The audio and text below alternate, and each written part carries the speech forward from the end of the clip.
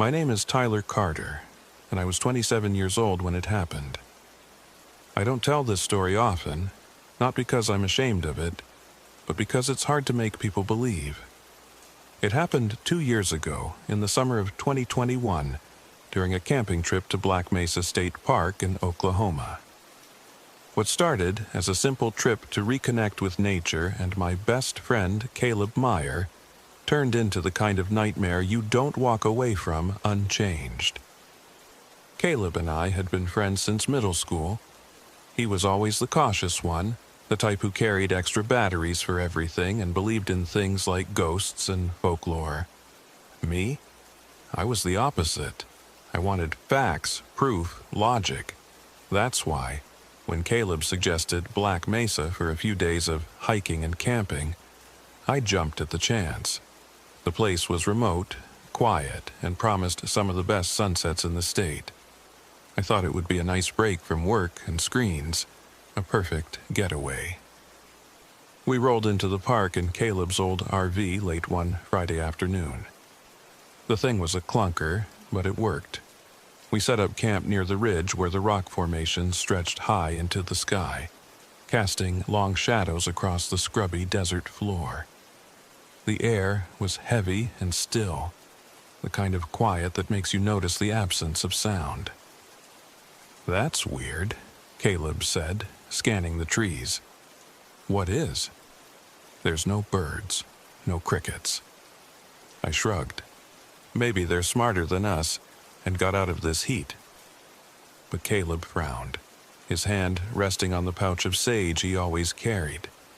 He was superstitious like that, always burning sage to cleanse spaces. I thought it was a little over the top, but it was harmless, so I didn't argue. We spent the evening hiking up the ridge, watching the sun sink behind the hills, and by the time we made it back to the RV, I was exhausted. That night, it started. I woke up around 2 a.m. to the sound of scratching, light, deliberate scrapes against the side of the RV. I figured it was a raccoon or a coyote, but when I shone my flashlight through the window, there was nothing there. I brushed it off and went back to bed. The next morning, Caleb found tracks around the RV. They started as coyote prints but changed halfway through into something that looked eerily human. "See this?" Caleb said, pointing at the tracks. "This isn't normal." "Maybe someone's messing with us," I suggested. "Some local kids having fun with the city boys." Caleb didn't laugh. "You don't mess with stuff like this out here." By the second night, things started getting weirder. We were sitting by the campfire when we heard it, a voice calling Caleb's name from the darkness. "Caleb." The voice was soft, almost playful, but it sounded just like me. Caleb froze, his face going pale. "Don't answer it," he whispered. "Why not?" I said, half joking. "It's probably the wind." "That's not the wind." We sat there, listening as the voice called again. This time it came from the opposite direction. Caleb grabbed my arm, his grip like a vice. "We need to go," he said. "Now." "You're overreacting." "Tyler, I'm serious. This isn't a joke. It's a skinwalker." I rolled my eyes. "A skinwalker? Really? You've been watching too many movies." But Caleb wasn't laughing. He stood up, clutching his pouch of sage like a lifeline, and started chanting under his breath. I let him do his thing, though I thought it was ridiculous. I didn't believe in skinwalkers or ghosts or any of that nonsense. Not yet, anyway. That night, I woke up again, this time to heavy breathing outside the RV. It was deep, guttural, and impossibly close. My heart pounded as I sat up, peering out the window. What I saw froze me in place. A figure stood just outside the firelight. It was tall and unnaturally thin, its limbs too long for its body. Its eyes glowed yellow, and as it moved, its form seemed to shift. One moment a coyote, the next a man, and then something in between. "Caleb," I whispered, shaking him awake. "There's something out there." He sat up instantly, grabbing his flashlight. "Don't look at it. Don't acknowledge it." "What the hell is it?" "A skinwalker," he said, his voice trembling. "It's watching us." The thing let out a low growl, and I swear it smiled. A sharp, unnatural grin that sent a chill down my spine. Caleb started burning sage, muttering prayers under his breath. The figure didn't move, but its eyes stayed locked on us until the fire burned out and plunged the RV into darkness. The next morning, we found strange symbols scratched into the dirt around the RV. They looked like runes or markings, but neither of us could make sense of them. Caleb was visibly shaken, and I was starting to feel it too, the sense that we were being hunted. "We should leave," Caleb said, packing his things. "We're not safe here." But I wasn't ready to give up. "We're fine. It's probably just some crazy local messing with us." "Tyler, this isn't human." I didn't believe him. Not entirely, but that night I wished I had. The RV was quiet as we tried to sleep, but then the scratching started again. This time it was louder, more aggressive, like claws raking against metal. Then came the knocking. Slow, deliberate knocks on the door, followed by a voice. "Tyler, Caleb, come outside." It was my voice. Caleb panicked, grabbing his bag and pulling me toward the door. "We have to go." I hesitated. "What about the RV?" "Screw the RV," he shouted. "Do you want to die out here?" That got me moving. We bolted, leaving everything behind, and ran toward the ridge. The night was eerily silent except for the sound of footsteps behind us. Heavy, deliberate, and far too close. When I looked back, the skinwalker was there, its form shifting between man and beast. "It's following us," I said, my breath coming in gasps. "Keep moving," Caleb said. "Don't stop. Don't look at it." We ran until we hit the highway, the first light of dawn breaking over the horizon. The footsteps stopped, and when I looked back, the thing was gone. But the fear didn't leave. We flagged down a trucker who drove us to the nearest town. When we returned to the park with the authorities, the RV was gone. No tracks, no signs of anything. Just an empty campsite and a lingering sense of dread. To this day, I can still hear that voice calling my name in the dark, and when I close my eyes, I see those glowing yellow eyes staring back at me. So, if you're ever in Black Mesa and you hear your name called from the woods, don't answer, and whatever you do, don't look back. My name is Daniel Reyes. I'm 29 years old, and I make a living exploring the unknown. I run a YouTube channel where I investigate haunted locations, abandoned places, and urban legends. It's a job I love, but it's also one I've come to regret, especially after what happened at Devil's Hollow in the fall of 2023. Devil's Hollow is a remote area near Black Kettle National Grassland in Oklahoma, a place avoided by locals and surrounded by whispered warnings of disappearances and satanic rituals.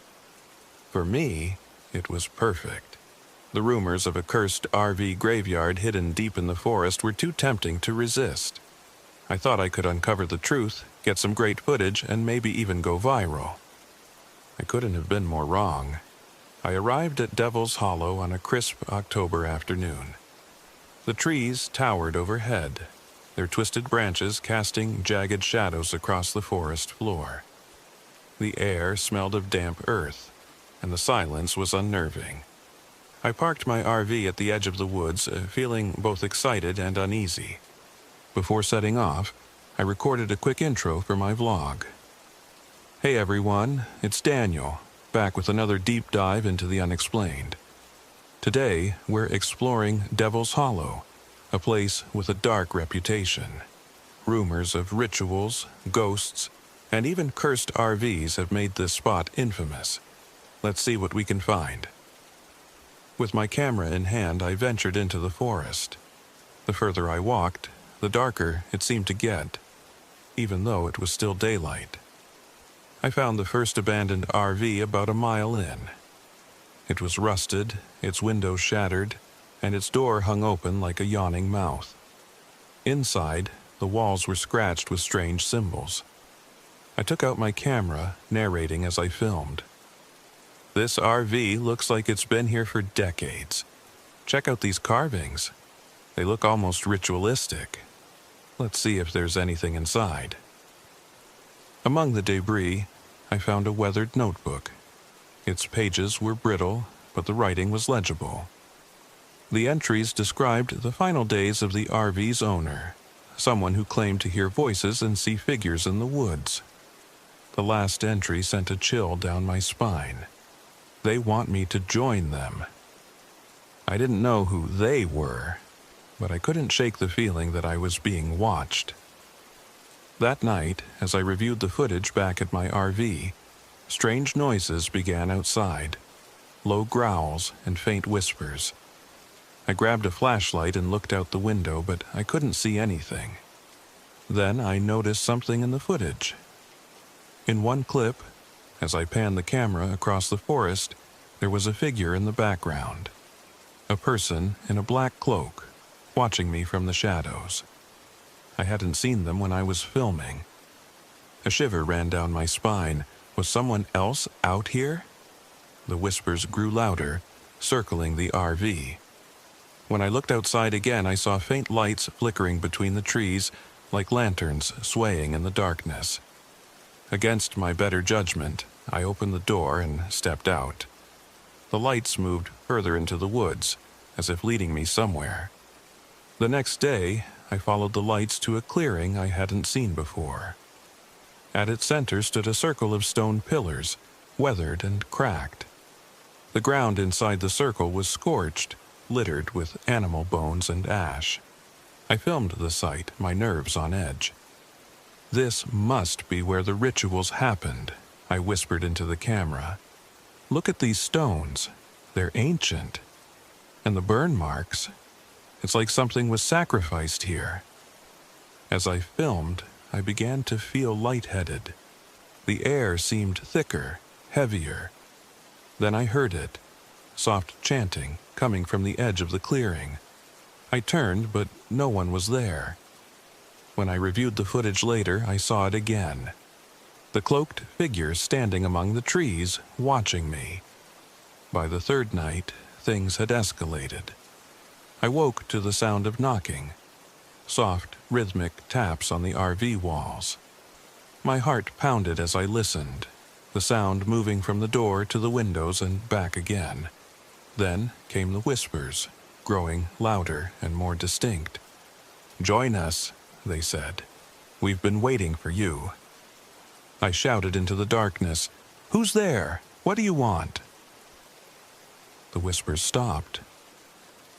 For a moment there was silence. Then I heard a voice, deep and guttural, reply, "Your soul." The next morning, I found symbols scratched into the hood of my RV, matching the ones I'd seen in the abandoned RV. My supplies had been scattered, as if someone, or something, had ransacked the vehicle. I decided it was time to leave, but every path out of the forest seemed to lead me back to the stone pillars. It was as if the forest itself was conspiring to keep me there. My GPS glitched, showing me looping in circles, and I started to panic. When I finally made it back to the clearing, the chanting began again, louder this time. Shadows moved between the trees, and the cloaked figure stepped into the open. Its face was hidden beneath the hood, but I could feel its gaze on me. "You sought the truth," it said, its voice echoing unnaturally, "and now you found it." "Stay back!" I shouted, brandishing my flashlight like a weapon. The figure laughed, a sound that sent chills down my spine. "You can't leave, Daniel. Not until you join us." The shadows closed in, forming a circle around me. I stumbled backward, my mind racing. Then I remembered the journal from the abandoned RV, the warning about them wanting me to join. I realized they preyed on ambition, offering power and fame in exchange for souls. "You won't take me," I said, grabbing the camera from my bag. I hurled it at the stone pillars, shattering it against the rocks. The chanting faltered, the shadows hesitating. "No!" the figure roared, its voice filled with fury. "You will not escape."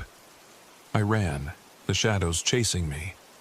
Somehow, I found the strength to keep moving, to push through the thick woods and blinding darkness. When I finally burst out of the forest, the sun was rising. My RV stood untouched, as if nothing had happened. I don't know how I escaped Devil's Hollow. I don't know why they let me go, but I'll never forget what I saw, and I'll never go back. My footage was gone, corrupted beyond recovery, but the memories remain. Sometimes I still hear whispers at night, and I wonder if I truly escaped or if they're still waiting for me to return. Some stories aren't meant to be told. Devil's Hollow is one of them.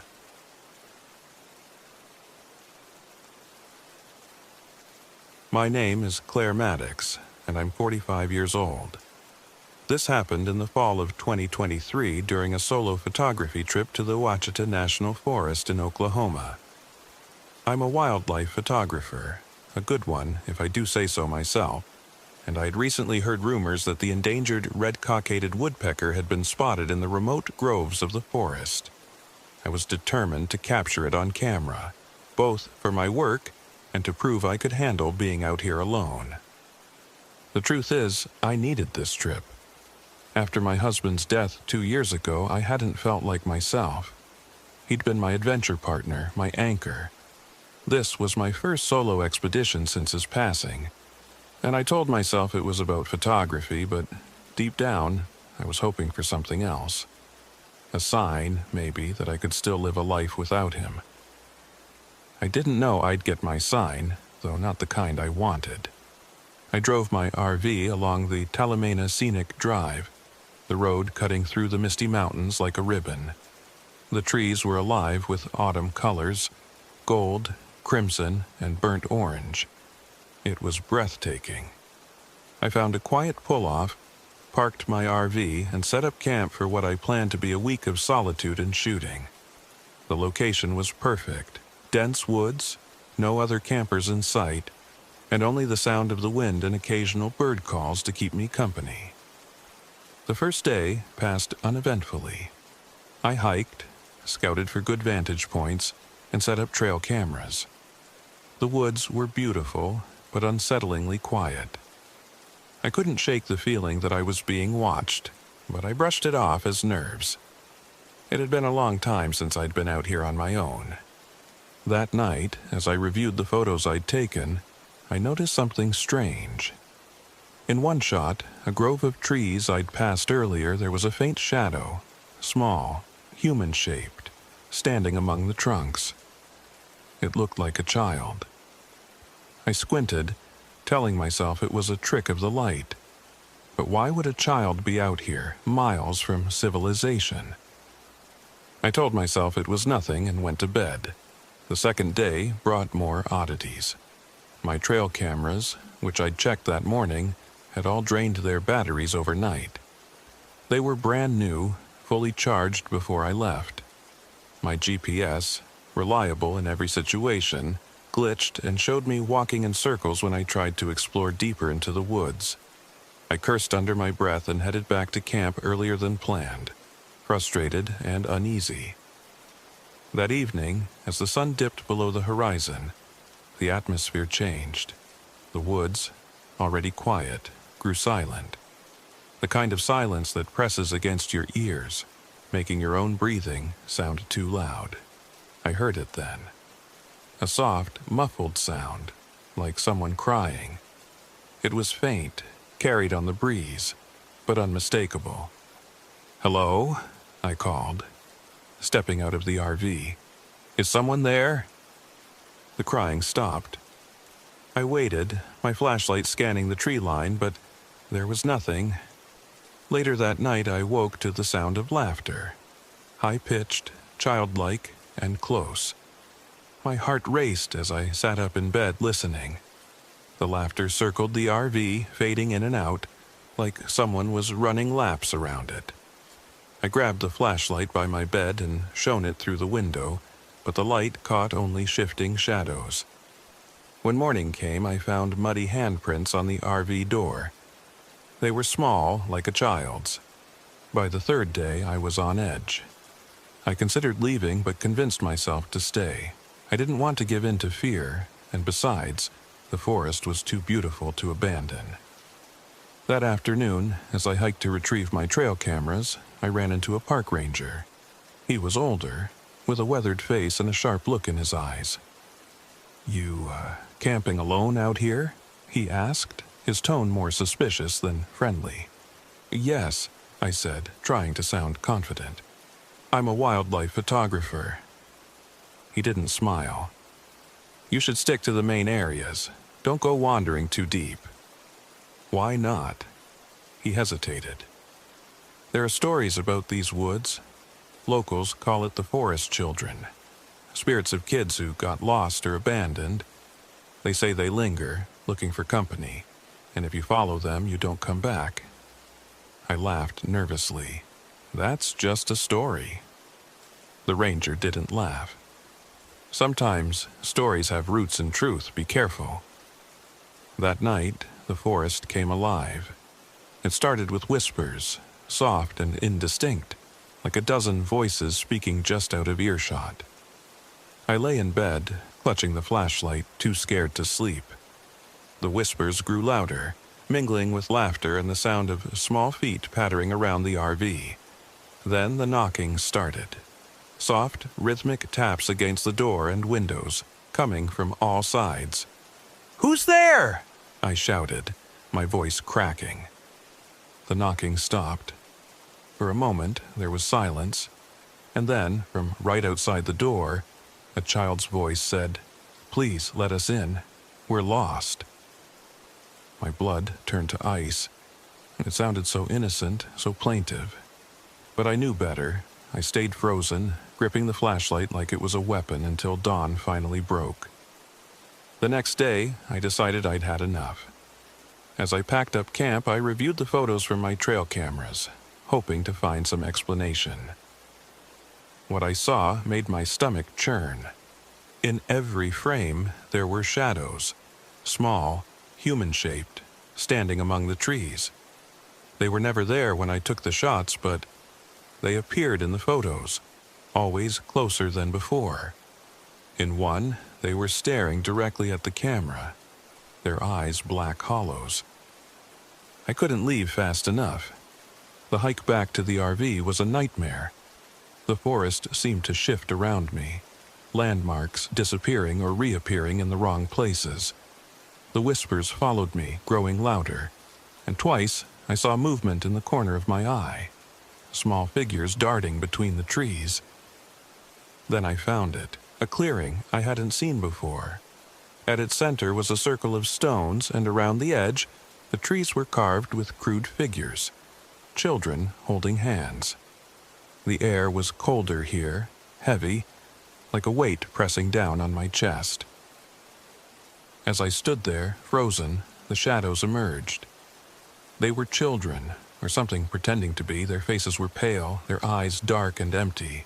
They smiled, but it wasn't a child's smile. It was too wide, too sharp. "Stay with us," they whispered, their voices overlapping. "We're so lonely." My legs wouldn't move. I was rooted to the spot, paralyzed by fear. The shadows edged closer, their whispers filling my ears, drowning out my thoughts. And then I heard my husband's voice in my head, clear and steady. "Keep moving forward." I snapped out of it. Grabbing my camera bag, I flung it into the stone circle, hoping to distract them. The shadows hesitated, drawn to the bag, and I ran. I didn't look back. I made it back to the RV, my heart pounding, and drove away without stopping. When I finally reached civilization, I reviewed the photos again. Every image of the clearing was corrupted, but one thing was clear. The figures were there, standing in the circle, watching me. I haven't been back to the forest since. I still hear whispers sometimes, late at night, and I can't shake the feeling that I brought something back with me, but I've started to face my grief, to move forward, just as my husband would have wanted. Some places are not meant to be explored. The Ouachita National Forest is one of them.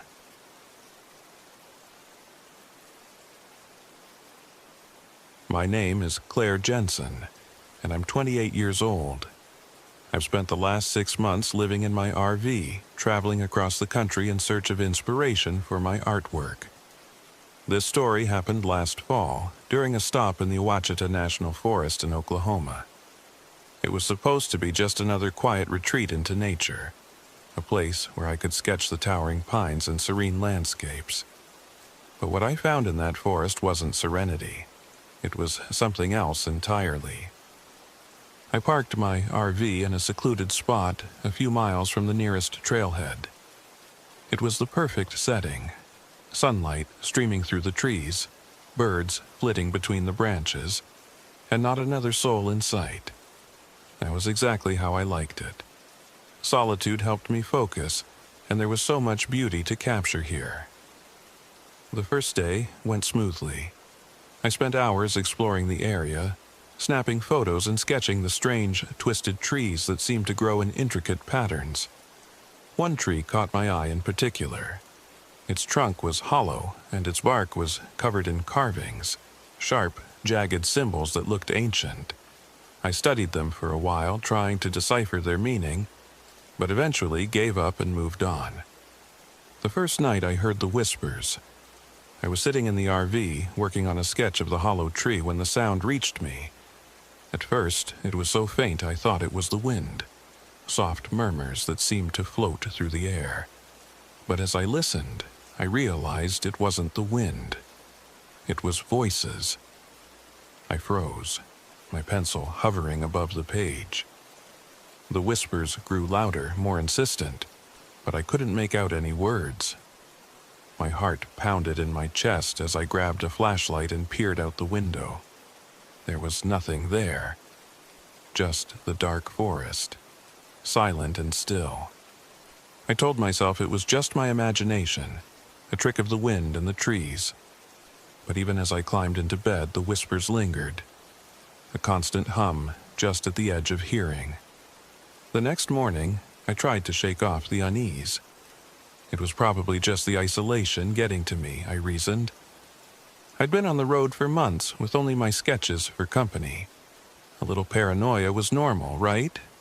I set out on a hike, determined to clear my head. The forest was beautiful in the daylight, golden sunlight filtering through the canopy, leaves crunching underfoot. But as I walked, I began to notice strange patterns in the trees.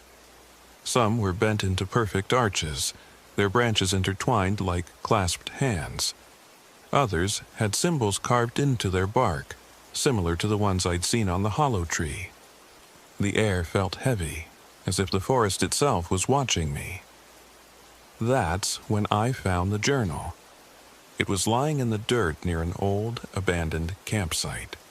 The leather cover was cracked and weathered, but the pages inside were still legible.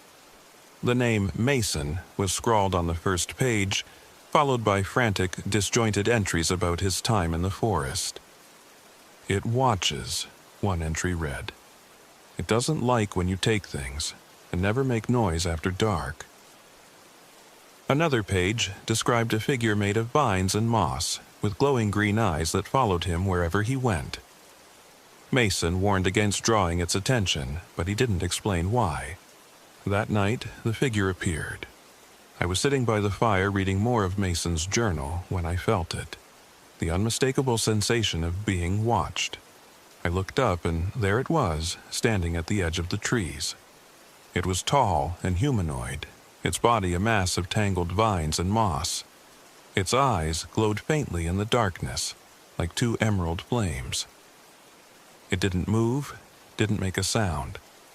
It just stared. I didn't know what to do. My instincts screamed at me to run, but Mason's warnings echoed in my mind. Don't draw attention to yourself. So I stayed perfectly still, my heart hammering in my chest.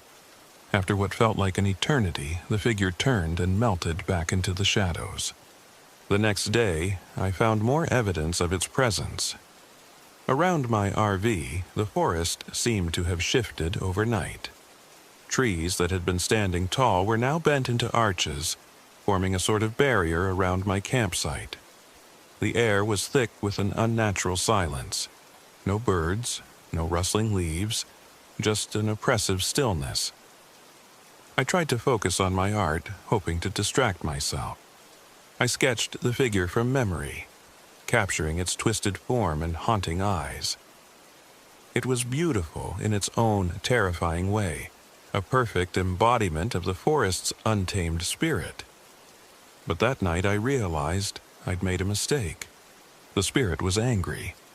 It started with scratches on my RV, long, jagged marks that gouged the paint. Then came the whispers, louder and more menacing than before. They seemed to come from everywhere at once, filling the air with a chorus of unintelligible voices. I huddled inside, clutching Mason's journal like a lifeline. One entry caught my eye. It doesn't want you to leave. It wants you to stay, to become part of the forest. That's when I understood. The spirit wasn't just watching me, it was trying to claim me. I knew I had to do something. The journal mentioned a ritual, a way to appease the spirit and break its hold. Mason had tried it, but hadn't written whether it worked. Desperation outweighed fear as I grabbed my sketch of the spirit and a few supplies, then set out into the forest. The whispers followed me, growing louder with each step. The trees seemed to close in around me, their branches forming a canopy that blocked out the moonlight. I was completely alone, surrounded by darkness and the oppressive hum of the forest. When I reached the hollow tree, the spirit was waiting. It loomed over me, its form larger and more menacing than before. The glowing eyes bored into mine, and for a moment, I couldn't move. Then I remembered the journal. Slowly, I placed my sketch of the spirit at the base of the tree and stepped back. "This is for you," I whispered, my voice trembling. The spirit didn't move. The whispers grew deafening, a cacophony of anger and pain. Then, as suddenly as they'd begun, they stopped. The spirit stared at the sketch for a long moment, then dissolved into the shadows. I left the forest the next morning, my nerves frayed but my body intact. As I drove away, I noticed the vines still clinging to my RV, their leaves etched with faint, familiar symbols. The spirit had let me go, but I knew it wasn't gone. It was still out there, watching, waiting for the next intruder to wander too far into its domain. And I couldn't help but wonder if Mason had ever made it out.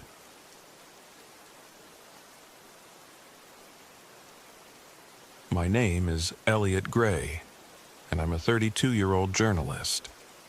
I've been chasing urban legends for years, mostly out of curiosity, sometimes for clicks, and occasionally for a good scare. What happened to me and my friends at Shaman's Portal in Beaver Dunes Park, Oklahoma, was unlike anything I'd ever experienced. I haven't written about it until now because, honestly, I wasn't sure I'd survive telling the story. It was late October, the kind of month where the nights creep in early and the air smells of decay and nostalgia. I had just finished a piece on haunted bridges in the Midwest when I got a tip about the so-called Oklahoma-Bermuda Triangle. Locals whispered about strange disappearances and glowing lights over the dunes. But most alarming were the rumors of a cursed portal, a place where people vanished into thin air. It sounded like perfect material for my blog. Rachel Bennett, my best friend and a photographer, agreed to come along. She was tough as nails, practical, and not one for ghost stories, but she loved eerie landscapes. Then there was Jim Carter, a self-proclaimed local historian. He was 29, a little awkward, but passionate about the park's strange history. He offered to guide us, warning that the dunes could be deceptively dangerous. We arrived at Beaver Dunes Park around noon. The landscape was surreal. Endless hills of golden sand, dotted with sparse tufts of grass and bordered by ominous scrubland. The wind howled, carrying a chill that didn't match the clear sky. People say the native tribes warned settlers about this place, Jim explained as we unpacked our gear. Called it Shaman's Portal. They said spirits guarded the land. Then, in the 1500s, Spanish explorers disappeared here without a trace. Supposedly, their armor is still buried under the sand. Rachel rolled her eyes. I'm guessing the wind buried them, not ghosts. Jim grinned nervously. It's not just ghosts. The military supposedly investigated this place back in the 90s. Magnetic anomalies, strange lights, the works. You'll see. The dunes, they're alive. Rachel muttered something under her breath about great storytelling, but I was intrigued. I'd heard these legends before, but standing in the heart of it made my skin crawl. We set up camp at the edge of the dunes. Jim insisted we wouldn't want to stay overnight in the deeper areas. Too easy to get lost, he said, but his uneasy glance at the shifting sands suggested other reasons. The trouble started almost immediately. Rachel's high-end camera, fresh off a service, refused to focus. Every shot of the dunes came out blurry or streaked with odd distortions. Meanwhile, my audio recorder began capturing strange interference, low static punctuated by faint whispers. I chalked it up to wind noise, but Rachel wasn't buying it. This place is messing with our equipment, she muttered, smacking her camera. Why do I feel like we're in the setup for a bad horror movie? You're just nervous, I teased, though I felt it too. That sense of being watched, of something lurking just beyond sight. By sunset, the wind had picked up, and the dunes shimmered like molten gold. As we trekked deeper into the park, Jim pointed out landmarks, a cluster of bent trees, a dried-up creek bed, but everything started looking the same. Even the footprints we left seemed to vanish when we glanced back. Then came the first truly strange occurrence. Rachel froze mid-step and pointed. Do you see that? In the distance, a figure moved across the ridge. A man, or at least something man-shaped, silhouetted against the setting sun. It moved unnaturally, its limbs jerking like a marionette. I called out, but the figure didn't react. It turned abruptly and disappeared over the ridge. Jim's face went pale. We need to head back, now. What was that? Rachel asked. Not a person, Jim said, his voice trembling. It's the Skinwalker. The hike back to camp was eerily quiet. The dunes absorbed sound, muffling our voices and even the crunch of our boots. The wind seemed to whisper, carrying fragments of speech that none of us were saying. I tried to break the tension by asking Jim about the Skinwalker. It's from Navajo legend, he explained.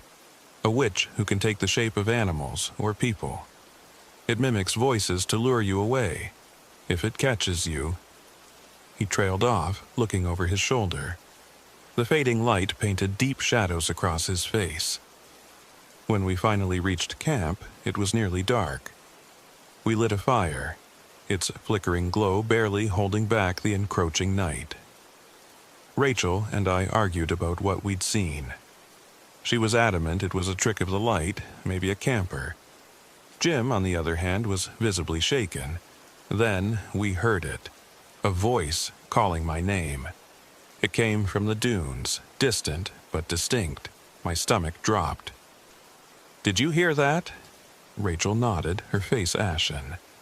It's the wind, she said, but her voice wavered. The voice called again, closer this time. It was my name, but wrong somehow. Too smooth, too mechanical. Jim gripped my arm. Don't answer. Don't follow it. Why would I follow it? I snapped. But the voice kept calling. and with every repetition it sounded more like me. Sleep was impossible. The wind clawed at the tent, and every so often we heard footsteps circling the camp. When Rachel's camera began flashing by itself, she cursed and threw it into her bag. Around midnight, Jim broke. He confessed he'd found something earlier, a bone carved with symbols, and taken it as a souvenir. "It was just lying there," he said. "I didn't think—" Rachel exploded. "You brought a cursed object into camp? Are you insane?" Before we could stop him, Jim bolted into the dunes, muttering about returning the bone. His flashlight bobbed in the darkness until it vanished completely. We waited, calling his name, but he didn't come back. At dawn, we found Jim's flashlight half buried in the sand near a jagged ridge. There was no sign of him, but deep, inhuman footprints led away from the site. They were elongated, almost canine, but with too many toes. Rachel wanted to leave immediately. I agreed, but as we packed, we saw them again. Footprints circling the camp. Worse, they seemed to multiply the longer we looked. Then the figure returned. It stood atop a distant dune, silhouetted by the morning sun. This time it waved. We abandoned the camp, grabbing only what we could carry. The hike back was a nightmare. Our compasses spun uselessly, and every landmark looked wrong. Rachel kept snapping photos, hoping for proof, but none of the images came out. The figure followed us, always just out of reach, sometimes splitting into 2 or 3 forms before merging again. The whispers grew louder, overlapping voices calling our names. I saw Rachel flinch, covering her ears, but she kept moving. "Don't stop," she hissed. "Just keep moving." We reached the edge of the dunes by sheer luck, the parking lot coming into view like a mirage. But as we climbed to the final ridge, Rachel stopped dead. "What?" I asked.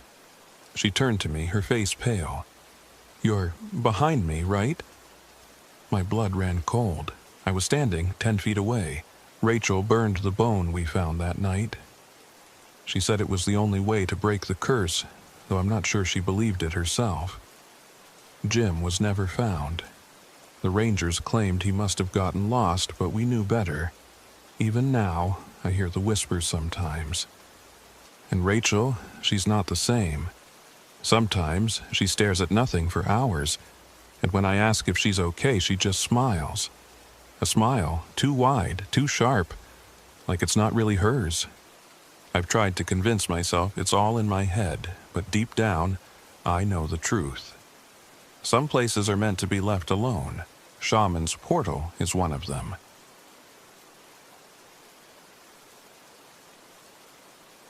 My name is Jack Willis. I'm 35 years old, and this happened last October. At the time, I was traveling through Oklahoma in my RV, a little home on wheels I'd called Lone Star. It wasn't fancy, but it was mine, and it gave me the solitude I desperately needed after retiring from my job as a paramedic. I'd seen too much pain, too much death, and the open road felt like my only escape. That's how I found myself in the Wichita Mountains Wildlife Refuge, a rugged stretch of wilderness that seemed perfect for a few quiet nights. I parked in a secluded spot off a dirt trail, far from the main campground. It was peaceful. Just the sound of the wind rustling through the trees and the occasional coyote howling in the distance. Exactly what I wanted. But that peace didn't last. The first night, I settled into my usual routine. A simple dinner cooked on a portable stove, followed by a cold beer under the stars. The sky was clear, the kind of black that swallows the world whole. I remember feeling small and insignificant out there, but in a way that was comforting. It was past midnight when I heard the whispers. At first, I thought it was the wind. The soft murmuring seemed to drift through the air, faint and unintelligible. I paused, beer in hand, and listened. The sound came again, low and insistent, like someone muttering just out of earshot. "Hello!" I called out, my voice breaking the stillness. Nothing. Just the wind. I shook it off, telling myself it was my imagination. But even as I climbed into bed, I couldn't shake the feeling that something, or someone, was out there, just beyond the firelight. The next morning, I decided to explore. The Wichita Mountains are famous for their rugged beauty, and I was eager to see more of the area. I hiked for hours, marveling at the towering rock formations and the herds of bison grazing in the distance. It felt good to stretch my legs, to breathe air that wasn't thick with the smell of antiseptic and blood. It was late afternoon when I found the cairn. I'd wandered off the marked trail, following a dry creek bed that wound through a narrow gorge. That's when I saw it, a pile of rocks, neatly stacked and unmistakably deliberate. The stones were weathered, their surfaces etched with strange, jagged carvings that didn't look natural. I frowned, stepping closer. Something about the cairn felt wrong. It wasn't just the carvings or the unnatural precision of the stack. It was the way the air seemed heavier around it, like the atmosphere itself was pressing down on me. Some local folklore, probably, I muttered to myself. I crouched down, examining one of the stones more closely. It was cool to the touch, almost icy despite the warm afternoon sun. Then I made my first mistake. I moved one of the stones. It wasn't intentional, I just wanted to see if there was anything beneath it. The moment I shifted the rock, a sharp gust of wind tore through the gorge, rattling the dry branches above me. The whispering sound came again, louder this time, and I swear it was coming from the cairn. I straightened, suddenly uneasy. The wind died as quickly as it had come, leaving the gorge unnervingly silent. I replaced the stone, but the damage was done. I could feel it. Something had changed. That night, the scratching started. I was lying in bed reading by the dim light of a battery-powered lantern when I heard it. A faint, rhythmic scraping against the outside of the RV. My first thought was an animal, a raccoon, maybe, but the sound was too deliberate, too steady. I grabbed my flashlight and stepped outside. The night was cold and eerily still, the moon casting long shadows across the campsite. I swept the flashlight beam over the RV but saw nothing. No tracks, no signs of wildlife. "Get a grip, Jack," I muttered, shaking my head. But as I turned to go back inside, I saw them. Claw-like scratches running down the side of the RV. The marks were shallow but unmistakable, as if something, or someone, had been dragging their nails along the metal. My stomach tightened. "Kids messing around," I said out loud, as if hearing my own voice would make it true.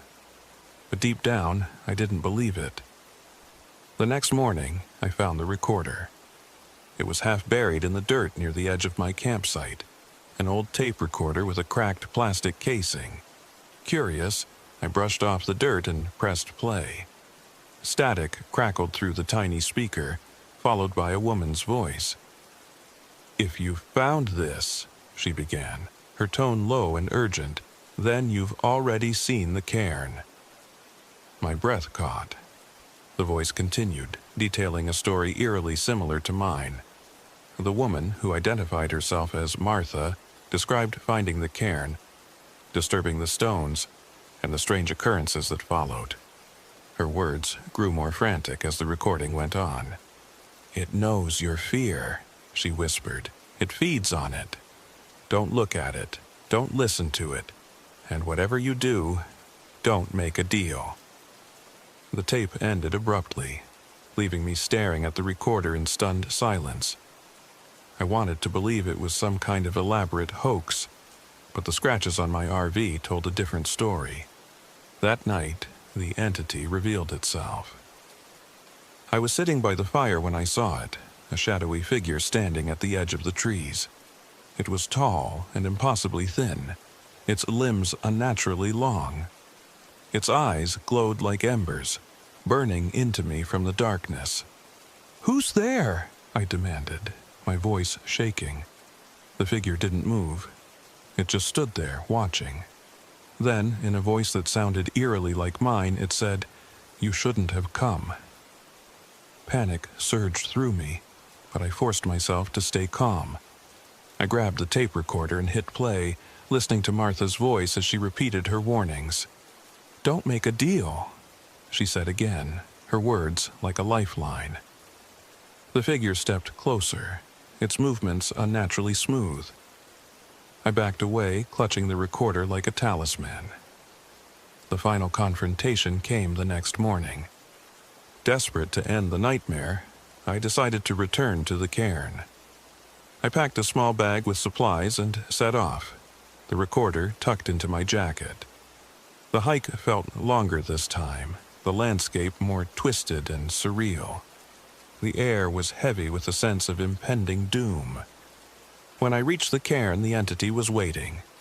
It loomed over the pile of rocks, its form more solid now, more menacing. Its eyes burned with a malevolent light. "You broke the seal," it said, its voice a guttural growl. "Now you owe a price." I dropped to my knees, pulling the recorder from my jacket. "I'm not making any deals," I said, my voice trembling. I hit play, letting Martha's voice fill the air. The entity recoiled, its form flickering like a flame in the wind. I grabbed the stone I'd moved and placed it back on the cairn. Then, remembering Martha's words, I began to chant her warnings out loud. The ground trembled beneath me, and the entity let out a bone-chilling roar. But as I finished the chant, the trembling stopped. The air grew still, and the shadowy figure dissolved into smoke. I left the Wichita Mountains that day, my body aching and my mind scarred. The scratches on my RV have faded, but I still see them in my nightmares. I know the entity isn't gone, just contained, waiting for the next fool to disturb its cairn. If you're reading this, take my advice. Leave the rocks alone. Some things are better left undisturbed.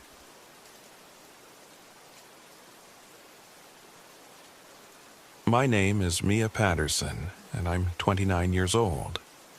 This happened just a few months ago during the summer after my husband Derek and I got married. We were on a road trip through Oklahoma in our little RV, a second-hand beast we'd nicknamed Wanderer. It was meant to be our getaway vehicle, our escape from the grind of work and everyday stress. But what happened at Robbers Cave, well, it changed how I look at everything. We were parked in a remote campsite at Robbers Cave State Park, far from the other campers. Derek had insisted on the isolation. He wanted a real adventure, free from the noise of other people. I agreed at the time. I even thought it was romantic. Just the two of us in the wilderness. The first night, as the fire crackled low and the stars blazed overhead, Derek turned to me with that boyish grin I'd fallen in love with. "See, this is perfect," he said, leaning back in his camping chair. "Just us in the wild." I smiled and nodded, though the eerie quiet of the woods already had me on edge.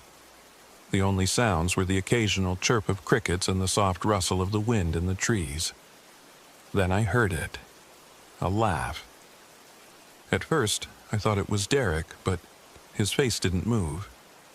The sound was faint, almost like a child giggling, carried on the breeze. "Did you hear that?" I asked. "Hear what?" Derek looked at me confused. "Laughter." He shook his head, brushing it off. "Probably just an animal. Coyotes make weird noises sometimes." I let it go, but something about the sound lingered in my mind, setting me on edge. The next day, we explored the park, hiking one of the trails near our campsite. Robbers Cave is steeped in history, Derek had told me. Outlaws once hid there, and the rugged terrain gave it a mysterious reputation. I was fascinated by the stories, but as we hiked, I couldn't shake the feeling that we were being watched. It started when we passed an old tree with strange carvings on its trunk. Symbols I couldn't identify, almost like runes. Derek joked about it, saying it was probably the work of bored teenagers. But I felt a chill crawl up my spine. By the time we returned to the RV, I was exhausted and on edge. Derek, of course, was his usual carefree self. "Come on, Mia," he said as he started a fire outside. "Don't let the spooky woods get to you." I tried to laugh it off, but that night, the laughter came again. It was closer this time, faint but unmistakable. A child's giggle, high-pitched and echoing through the trees. "Derek, tell me you heard that," I said, my voice shaking. He paused, his face serious for once. "Yeah, I heard it." We sat in silence, listening, but the laughter didn't come again. The third day, things took a darker turn. It started in the morning. I stepped out of the RV to find a small, dirt-covered handprint on the side of the vehicle. It was tiny, too small to belong to any adult. "Derek," I called, my voice trembling. "Come look at this." He frowned as he inspected the handprint. "Maybe a raccoon?" "Raccoons don't leave human handprints," I snapped. He shrugged, clearly trying to keep me calm. "Okay, so maybe a kid wandered by while we were sleeping. Let's not jump to conclusions." I didn't argue, but I couldn't shake the feeling that something was wrong. That night, the tapping began. It started as a faint knock on the RV window. At first, I thought it was the wind, but then it came again and again. "Derek, do you hear that?" He nodded, grabbing a flashlight. "Stay here." He stepped outside, sweeping the beam of light over the campsite. "Nothing out here," he called back. But as he turned to come back inside, I saw movement in the shadows. A small figure darting between the trees. "Derek, look!" I shouted. He turned, but the figure was gone. The boy appeared the next evening. We were sitting by the fire when he emerged from the woods. He looked no older than 10, his clothes tattered and his face smudged with dirt. "Are you okay?" Derek asked, rising to his feet. The boy nodded, his wide eyes locking onto mine. "I'm lost," he said in a small voice. "Where are your parents?" I asked. He didn't answer, just pointed into the woods. Something about him felt off. His movements were stiff, almost unnatural, and his eyes seemed too bright in the firelight. But he was a child, and I couldn't ignore that. "Do you want some food?" I offered, trying to sound gentle. The boy nodded again, but didn't step closer. He stayed near the edge of the firelight, watching us as Derek handed him a granola bar. "What's your name?" Derek asked. "Daniel," the boy replied, his voice flat and emotionless. "Daniel, where are you from?" He pointed into the woods again. That night, I barely slept. I kept thinking about the boy, about the way he'd stared at us without blinking. And then there were the dreams. I dreamed of running through the woods, the trees closing in around me. Something was chasing me, something I couldn't see but could feel. I woke up drenched in sweat, my heart racing. Derek had the same dream. "Do you think it's him?" I asked, my voice trembling. Derek didn't answer. When we stepped outside that morning, the symbols were back. Drawn in soot this time, circling the RV. "We need to leave," I said, my voice firm. But Derek shook his head. "We can't just leave that kid out here. What if he's really lost?" Reluctantly, I agreed to search for him. We followed the trail he'd disappeared down, but the deeper we went, the more twisted and strange the forest became. The trees seemed to shift, their branches gnarled and reaching like skeletal hands. "Something's not right," I said, grabbing Derek's arm. Then we heard it. The laughter, louder now, surrounding us, and there he was. Daniel stood in the middle of the trail, his head cocked to one side, but he wasn't the same. His face was pale, his eyes glowing with an unnatural light. "You shouldn't have come," he said, his voice echoing as if it came from everywhere at once. What happened next is a blur. Daniel, if that was even his name, began to change, his small frame stretching and twisting into something monstrous. He lunged at us, but Derek grabbed my hand and we ran. I don't know how long we ran, but eventually we stumbled onto the main trail and found our way back to the RV. I remembered a story I'd read about salt disrupting spirits, so I grabbed the shaker from our kitchen and poured a circle around the RV. Derek thought I was crazy, but I didn't care. For the rest of the night, we heard him outside scratching at the windows, whispering our names. But he never crossed the salt line. By dawn, the noises stopped. We packed up and left as fast as we could. When we reached the ranger station, we told them what had happened. They didn't believe us, of course, but one of them admitted that strange things had been reported in that area before. As we drove away, I couldn't help but glance in the rearview mirror. For a split second, I thought I saw him standing at the edge of the woods, watching us. I still hear his laughter sometimes, and I still wonder if we really escaped, or if he's still out there, waiting for the next campers to wander too far into his woods.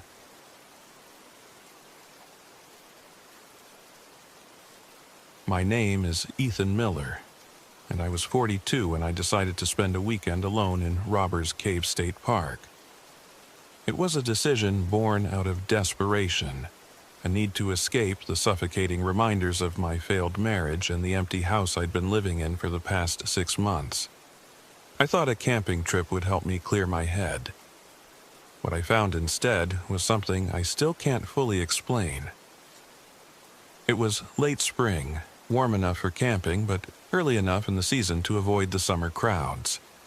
I drove my RV into the park on a Friday morning, eager for some peace and quiet. Robbers Cave had always fascinated me.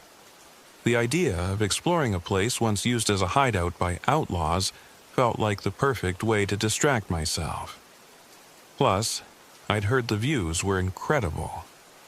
I parked in a secluded spot near the edge of the forest, far enough from the main campground to feel like I was really getting away from it all. The first day was uneventful. I hiked a couple of trails, took some photos of the cliffs and rock formations, and even managed to enjoy the solitude. That night, as I sat by the campfire with a mug of coffee, I almost felt at peace. The next morning, I decided to explore the caves themselves. That's where everything started to go wrong. The trail to the caves was rugged and poorly marked, but I didn't mind. It added to the sense of adventure. As I approached the entrance to one of the smaller caves, I noticed something odd. A rusted tin soldier lying in the dirt. It looked ancient, the kind of toy that might have belonged to a child a century ago. "Strange place for this," I muttered, picking it up. The metal felt icy cold against my skin, and for a moment I thought I heard faint laughter echoing from the cave. I shook it off, assuming it was just my imagination. Still, the toy unsettled me, so I left it where I'd found it and continued on. Inside the cave, the air was cool and damp. The walls were rough and uneven, carved by time and water. As I moved deeper into the darkness, I noticed a series of carvings etched into the stone. They were crude but detailed, depicting what looked like children holding hands in a circle.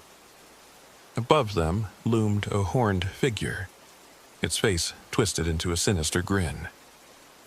I took a photo, feeling a chill run down my spine. The deeper I went, the darker it became, until the beam of my flashlight was the only thing keeping the shadows at bay. That's when I heard it again. The laughter. It was faint at first, almost like the sound of wind moving through the cave. But as I stood there, holding my breath, it grew louder and clearer. It wasn't happy laughter. It was high-pitched and strained. like the sound of children playing a game they didn't want to be part of. "Hello?" I called, my voice echoing off the walls. The laughter stopped abruptly, leaving a silence so complete it made my ears ring. I turned to leave, but as I did, I caught a glimpse of movement in the corner of my eye, a pale figure darting through the shadows. My flashlight flickered, and for a moment, I thought I saw a child standing just beyond its beam. "Hey!" I shouted, more out of instinct than anything else. But when I stepped closer, there was no one there, just the empty cave. By the time I made it back to the RV, my hands were shaking. I tried to convince myself that it was nothing, just the tricks of a tired mind in a dark cave. But when I opened the door to the RV, I froze. There were handprints on the windows. Small, child-sized handprints smeared in dirt. Maybe some kids wandered through, I told myself, though I knew it wasn't true. I'd seen no one else on the trail, and the prints hadn't been there that morning. That night, I couldn't sleep. Every time I closed my eyes, I heard the laughter again, faint but persistent. Around midnight, I decided I'd had enough. I packed my gear, intending to leave at first light. But as I sat in the driver's seat waiting for the sun to rise, something slammed against the side of the RV. The entire vehicle shook, and I nearly jumped out of my skin. Grabbing a flashlight, I stepped outside to investigate. The forest was silent, the kind of silence that presses down on you like a weight. I swept the beam of light across the clearing, and that's when I saw them. 3 children stood at the edge of the forest, barely visible in the dim light. They wore old-fashioned clothing, their faces pale and expressionless. One of them was holding the tin soldier I'd found earlier. "Who are you?" I demanded, my voice shaking. "What do you want?" They didn't answer. Instead, they turned and walked into the trees, disappearing into the shadows. Against every instinct, I followed them. I don't know why. I just felt like I had to. The children led me back to the cave, their pale figures barely visible in the moonlight. When I reached the entrance, they were gone. But the laughter started again, louder this time, echoing all around me. I stepped inside, the beam of my flashlight cutting through the darkness. The carvings on the walls seemed to glow faintly, and the air was so cold I could see my breath. As I moved deeper into the cave, I saw them again. The children. They were standing in a circle, their hands clasped together, their faces turned toward me. "Please," one of them said, her voice barely more than a whisper. "Help us." Before I could respond, the ground beneath me seemed to shift, and I fell to my knees. The air grew heavier, pressing down on me like a physical force. That's when I saw it. A shadow emerged from the darkness, its form shifting and amorphous. It was the horned figure from the carvings, its eyes glowing red and its presence radiating malice. The children scattered, their forms flickering like candles in the wind. The shadow moved closer, its voice a low guttural growl. "You shouldn't have come here." I scrambled backward, my heart pounding. In my panic, I grabbed the tin soldier from my pocket. It must have fallen in when I'd picked it up earlier. Without thinking, I hurled it at the shadow. To my surprise, the figure recoiled, its form flickering like a broken image. Seizing the moment, I grabbed a rock and smashed the toy to pieces. The shadow let out an ear-splitting roar before dissolving into the darkness. The children reappeared, their expressions softer now, almost peaceful. "Thank you," the girl said, her voice filled with relief. Then they faded away, leaving me alone in the cave.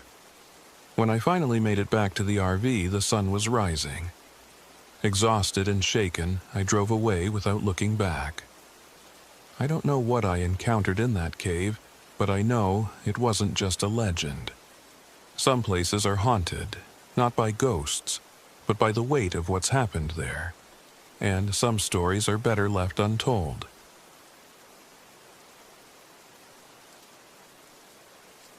My name is Sophia Klein, and I was 34 when I took what should have been an ordinary work trip to Red Rock Canyon. As a travel blogger, my life revolves around uncovering hidden gems and sharing them with the world. It's not always glamorous, but it's a dream I left a stable desk job for, and I've worked hard to make it pay off. That's why, when another blogger tipped me off about an abandoned homestead deep in the canyon, I jumped at the chance to document it. Little did I know that decision would change everything. It was late October, the air cool, but the days still warm enough to make hiking bearable. Red Rock Canyon, with its burnt orange cliffs and winding trails, had been on my list for months. I drove my RV into the park and parked at one of the more isolated sites near the backcountry trails.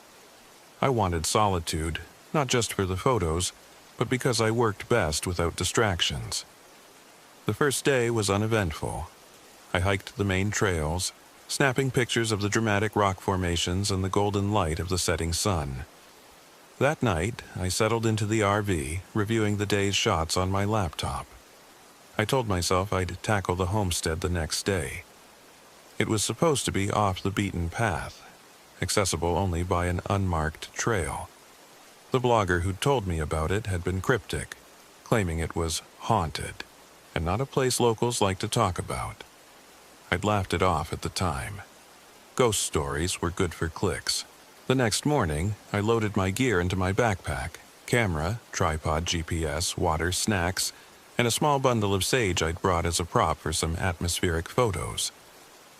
The park ranger, Jimmy Monroe, caught me at the trailhead. "Headed somewhere specific?" he asked, his grizzled face shaded under a wide-brimmed hat. "Just exploring," I said, keeping it vague. I didn't want to explain my plan to someone who might try to dissuade me. Jimmy squinted at me, his gray eyes sharp. "Stay on the marked trails, Miss Klein. People get lost out here. And some places you're better off leaving alone." "I'll be careful," I promised. The unmarked trail was harder to find than I'd expected. It wasn't on any of the maps I'd downloaded, but I'd been given a rough idea of where to look. After an hour of searching, I finally spotted a faint path cutting through the brush. The trail was narrow and overgrown, winding through a dense grove of trees that blocked out the sun. The deeper I went, the quieter the forest became. The cheerful chirping of birds and rustling of leaves faded, replaced by an oppressive silence. I stopped to check my GPS and found the screen blank. The battery had inexplicably died, even though I'd charged it that morning. "Great," I muttered, tucking it back into my pack. I pressed on, keeping an eye on the trail and marking my path with small stones so I could find my way back. About a mile in, I noticed something odd. A circle of animal bones arranged in the dirt. They were clean and white, as though bleached by the sun, but the way they were placed, neatly aligned, forming a perfect ring, sent a shiver down my spine. "This'll make a creepy photo," I said aloud, trying to shake off the unease. I snapped a few pictures and moved on, but the sense of being watched was impossible to ignore. Every so often, I glanced over my shoulder, convinced I'd catch someone, or something, following me. There was never anything there. By the time I reached the homestead, the sun was dipping low on the horizon, bathing the clearing in golden light. The house was a ruin. Sagging walls, shattered windows, and a roof half collapsed under the weight of time. Vines snaked through the gaps in the wood, and the air was thick with the smell of damp earth and decay. Inside, the temperature dropped sharply. My breath fogged as I stepped through the doorway. The interior was a mess of broken furniture and scattered debris. On one wall, someone had carved strange symbols, circles, triangles, and jagged lines that looked almost like runes. creepy, I whispered, snapping a picture. In the fireplace sat a rusted cauldron filled with animal bones and ash. I leaned in for a closer look and felt a sudden gust of icy wind whip through the room, extinguishing the last of the daylight. The hair on my arms stood on end, and I could have sworn I heard a faint whisper, just on the edge of hearing. "Sophia," it said. I spun around, my heart hammering. There was no one there. "Hello," I called, my voice trembling. Silence. I told myself it was my imagination, a trick of the mind in an unfamiliar place. But as I set up my tripod, the whisper came again, clearer this time. "Sophia, help me." It was a child's voice, plaintive and soft. I froze, my hands shaking. "Who's there?" I demanded. But the words barely made it past my lips. The shadows in the room seemed to lengthen, twisting unnaturally. I grabbed my flashlight and swung the beam across the room. In the far corner, I saw her. She was pale, almost translucent, with long tangled hair and hollow eyes that glowed faintly in the dark. Her mouth moved, but the words didn't match the movements. "Sophia," she said again, her voice layered as though multiple people were speaking at once. "Why did you come here?" I stumbled backward, tripping over debris.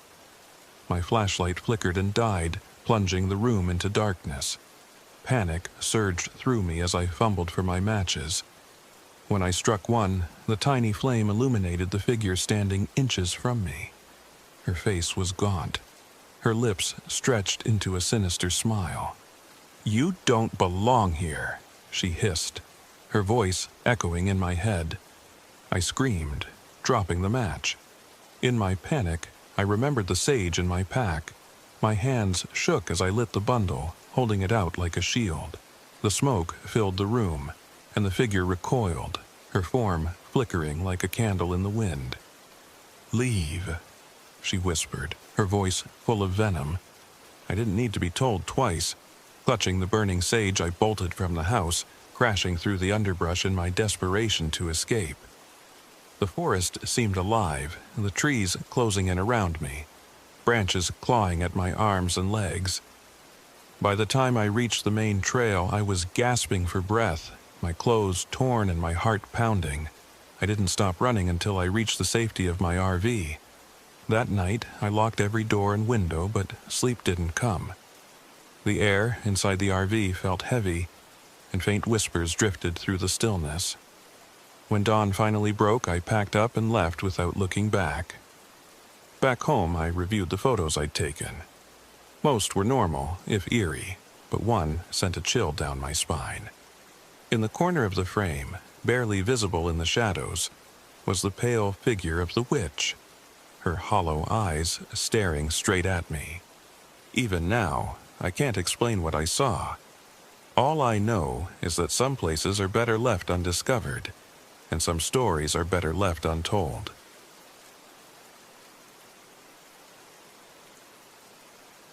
My name is Emily Mercer, and I was 16 years old when my family and I went on the camping trip that changed everything. It happened in the heart of the Ouachita National Forest, deep in Oklahoma, in the kind of place where the trees are so thick they block out the sun and time seems to stand still. We thought it would be a nice break from our busy lives, a chance to reconnect. But what we found out there in the woods was something none of us were prepared for. It started as my dad's idea. "We need this," he said.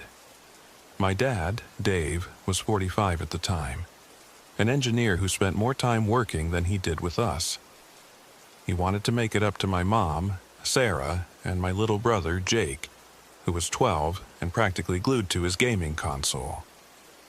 I wasn't exactly thrilled about the trip either, but I figured I could at least get some good photos for my portfolio. We drove our RV into the forest on a Friday evening. The campsite my dad picked was remote, a little clearing surrounded by towering pines. "No distractions," he said, like it was a badge of honor. But honestly, it just felt isolating. The nearest ranger station was miles away, and the only sounds were the wind rustling through the trees and the occasional chirp of a bird. For a while, it was peaceful. The first sign that something wasn't right came that evening, just after we'd set up camp. Jake and I were collecting firewood when we noticed how quiet it had gotten. The usual hum of insects and birds had disappeared, leaving an eerie, heavy silence. "You hear that?" Jake asked, his voice barely above a whisper. "I don't hear anything," I replied. And that was the problem. It was unnatural, like the forest was holding its breath. We didn't say much as we hurried back to the RV. Dinner was uneventful, though the quietness of the woods gnawed at the back of my mind. My mom tried to lighten the mood with her usual optimism, but I could tell even she was uneasy. That night, as I lay in my bunk, I started hearing strange sounds outside. At first, it was just a faint rustling, like an animal moving through the underbrush. But then it got louder. Heavy footsteps crunching on the gravel near the RV. I froze, listening. It didn't sound like a deer or any other animal I'd heard before. The footsteps were slow, deliberate, and then they stopped, right outside my window. "Dad," I whispered, shaking him awake. "What is it?" he groaned, still half asleep. "Something's outside," I said. He grabbed a flashlight and stepped out, but when he shined the beam into the woods, there was nothing there. "Probably just a raccoon," he said, brushing it off. But I saw the way his hand lingered on the RV door handle, the way his eyes darted toward the dark tree line. He was just as unsettled as I was. The next morning, things got worse. Jake and I found strange tracks near the edge of the campsite. They were large, almost human, but with long, claw-like toes. Jake joked that it must be Bigfoot, but his voice was shaky, and I knew he didn't really believe it. When we showed the tracks to my dad, he frowned. "Looks like a bear," he said, but his tone wasn't convincing. Still, he insisted we stick to our plans for a hike. "It's the wilderness," he said. "We're bound to see weird things." The hike was uneventful at first, but as we ventured deeper into the forest, that eerie silence returned. Even Jake, who usually complained about everything, stayed quiet. Then we started noticing the smell, a rancid, decaying odor that seemed to come from nowhere and everywhere at once. My mom gagged, pulling her scarf over her nose. "I think we should head back," she said. "Let's just get to the overlook," Dad replied. "It's not far." Reluctantly, we pressed on, but the smell only got worse. By the time we reached the overlook, the air was thick with it, and I couldn't help but feel like we were being watched. I kept glancing over my shoulder, but there was nothing there, just trees and shadows. That evening, as the rain started, we huddled in the RV, trying to make the best of it. Jake and I played cards while my mom cooked dinner. Dad tinkered with the generator, which had been acting up all day. But then, as the rain pattered against the windows, I heard it again. Footsteps. This time, they were accompanied by something else. A voice. "Emily," it called, faint and distant. "Emily, come here." I froze, my heart hammering in my chest. It was my mom's voice, but she was standing right next to me. "Did you hear that?" I asked, my voice shaking. "Hear what?" my mom replied. But then Jake spoke up. "I heard it too," he said, his face pale. Dad grabbed his flashlight again and stepped outside, but I begged him not to go. "It's not safe," I said. "Stay here," he said firmly. "I'll be right back." He didn't go far, just around the RV, but when he came back, his face was grim. "There's nothing out there," he said, but his eyes told a different story. That night, none of us slept. The smell was back, stronger than ever, seeping into the RV. And the footsteps didn't stop. They circled the RV, slow and deliberate, for hours. We huddled together, too scared to move. By dawn, we were ready to leave, but when my dad tried to start the RV, it wouldn't budge. "The storm must have knocked something loose," he muttered, but I could hear the panic in his voice. We decided to hike back to the ranger station, but as we packed up, I noticed something on the ground, a piece of Jake's jacket. It was shredded, as if by claws, and covered in mud. "How did this happen?" I asked, but no one had an answer. As we made our way through the forest, the feeling of being watched never left us. The shadows seemed to move, and every now and then I caught a glimpse of something in the corner of my eye. A gaunt, skeletal figure with glowing eyes and antlers. "Keep moving," Dad said, his voice tight. But then it started again. The voices. They mimicked each of us, calling out from the woods. "Dave," one voice said, "over here." "Sarah," another called, "help me." We tried to ignore them, but they were relentless, growing louder and more insistent. The figure was closer now, weaving through the trees like a nightmare come to life. It moved unnaturally, its limbs too long, its steps too silent. We ran. My dad tried to lead us back to the RV, but the creature was faster. It appeared in front of us, its hollow eyes staring straight at me. I froze, paralyzed by fear, but my dad grabbed my arm and pulled me away. "Keep going," he shouted. Back at the RV, we barricaded ourselves inside.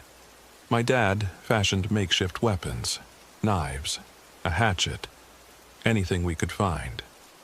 My mom remembered reading about native rituals in a park guidebook and used ash from the campfire to draw protective symbols on the doors and windows. When the creature attacked, it was like nothing I'd ever seen. It slammed against the RV, shattering windows and clawing at the doors. My dad fought it off with the hatchet, but it was relentless, its glowing eyes burning with rage. My mom lit a lantern and threw it at the creature, dousing it in flames. It let out a bone-chilling scream as it burned, a sound that still haunts my nightmares. By dawn, it was over. The creature was gone, but the forest was silent again, as if mourning its loss. We were found by a park ranger later that day who escorted us out of the forest. When we told him what had happened, he didn't seem surprised. "You're lucky you got out," he said. "Most don't." We never went camping again. Sometimes I still look at the photos I took that weekend, and in some of them I see it. The glowing eyes, the antlers, the shadow lurking just beyond the trees. It's a reminder that some places aren't meant to be explored, and some things are better left undisturbed.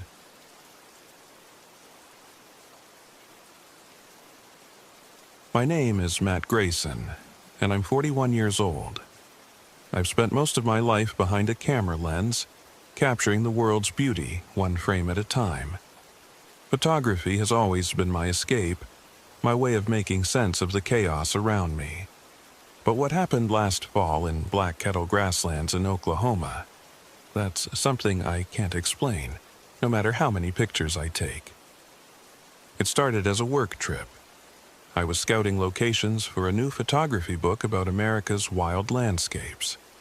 Black Kettle is one of those hidden gems, a sprawling expanse of rolling prairie, rugged trails, and solitude. It's not the kind of place most tourists flock to, which made it perfect for my project. I also needed the quiet. Ever since losing my fiancée 2 years ago, I've found it harder and harder to be around people. Being alone in nature felt like the reset button I needed. I pulled my RV into a clearing near a cluster of cottonwood trees, miles from the nearest trailhead. The late afternoon sun painted the grasslands in gold and amber, the kind of light that makes photographers giddy. I set up my cameras and motion sensors, eager to capture the nocturnal wildlife I knew roamed the area. Just as I was finishing, a park ranger drove up in an old Jeep. She got out, a no-nonsense woman in her late 30s with the name E. Harker stitched on her uniform. You planning to camp here? She asked, eyeing my RV. Yeah, why? I replied. Just be careful, she said. This area has a reputation. Locals call it Cursed Prairie. Strange things happen out here. I couldn't help but laugh. What kind of strange things? She hesitated. Wailing sounds, things moving on their own, people getting lost even though they know the trails. Most folks stay clear of this part. Well, I'm not most folks, I said, grinning. Don't worry, I'll be fine. She didn't smile back. Suit yourself, she said, climbing back into her Jeep. Just don't wander too far after dark. Her words lingered as the sun dipped below the horizon, leaving the prairie bathed in shadows. But I brushed them off. Superstition wasn't my thing. The first sign of something wrong came just after midnight. I was reviewing some shots on my laptop when I heard it, a faint, mournful wail drifting on the wind. At first, I thought it was an animal. Coyotes, maybe. But the sound didn't stop. It grew louder, more human. I grabbed a flashlight and stepped outside, scanning the horizon. The prairie stretched endlessly in every direction, a sea of rippling grass under the moonlight. Hello? I called, my voice swallowed by the emptiness. The wailing stopped, leaving only the whisper of the wind. I told myself it was nothing, just the isolation playing tricks on my mind. But I locked the RV door before going back inside. The next morning, I found my motion sensor cameras had been moved. They were all pointed toward a barren patch of earth about 50 yards from the RV. I hadn't touched them since setting them up. When I checked the footage, the memory cards were empty, just static and faint distortions. I tried to brush it off as a technical glitch, but the unease in my gut was harder to ignore.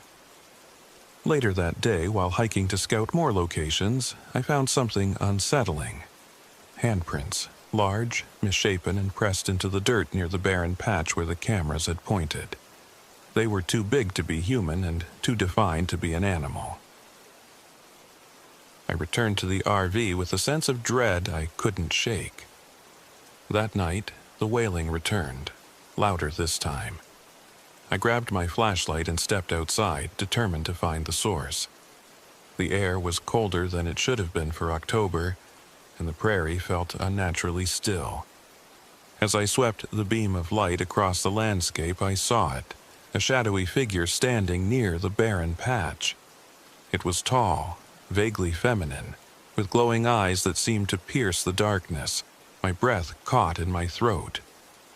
"Who's there?" I shouted, my voice trembling. The figure didn't move, didn't respond. Then, slowly, it began to drift toward me, its movements unnatural, as if it were gliding just above the ground. I stumbled back into the RV, slamming the door shut and locking it. The figure stopped just outside the window, its glowing eyes fixed on me. Then it vanished. I barely slept that night. The next morning, I drove to the ranger station and found Evelyn Harker. I told her what I'd seen, half expecting her to laugh or dismiss me. Instead, she nodded gravely. "You saw her," she said. "The weeping woman." She explained that the land was cursed, tied to a massacre that happened here in the 1800s. Settlers had attacked an indigenous village, killing everyone, including women and children. Legend says one of the mothers cursed the land before she died, vowing to make it uninhabitable for anyone who disrespected it. "Some people say the weeping woman is her spirit," Evelyn said. "Others think she's a manifestation of all the lives lost here." "Why would she come after me?" I asked. "Because you're here," she said simply, "and because you don't believe." I should have left, but I didn't. I told myself I needed one last shot, one last chance to document the prairie under the stars. Maybe I was just being stubborn. Maybe I wanted to prove to myself that none of this was real. That night, the wailing came again, louder and more anguished than ever. I stepped outside, clutching my camera like a talisman. The air was heavy, electric, as if the prairie itself was holding its breath. The weeping woman appeared near the barren patch, her shadowy form clearer now. She wasn't just a shadow. She was something more solid, more real. Her glowing eyes locked onto mine, and her voice, soft, sorrowful, and accusing, cut through the night. You let her die. For a moment, I thought she meant my fiancé. Guilt flooded me, memories of the accident that took her life crashing over me like a wave. I dropped to my knees, trembling. "I'm sorry," I whispered, though I wasn't sure who I was apologizing to. She drifted closer, her presence suffocating. I couldn't move, couldn't breathe. In desperation, I remembered Evelyn's words about honoring the dead. I pulled my camera from around my neck, my most prized possession, and placed it on the ground. "This is all I have," I said, my voice shaking. "I'm sorry."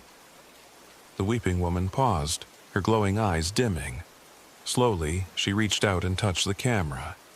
Then, just as suddenly as she had appeared, she was gone. The air felt lighter, the prairie alive again with the sounds of insects and rustling grass. I left Black Kettle Grasslands at dawn, vowing never to return. But the experience stayed with me. Weeks later, when I developed the photos from that night, I found one that wasn't mine.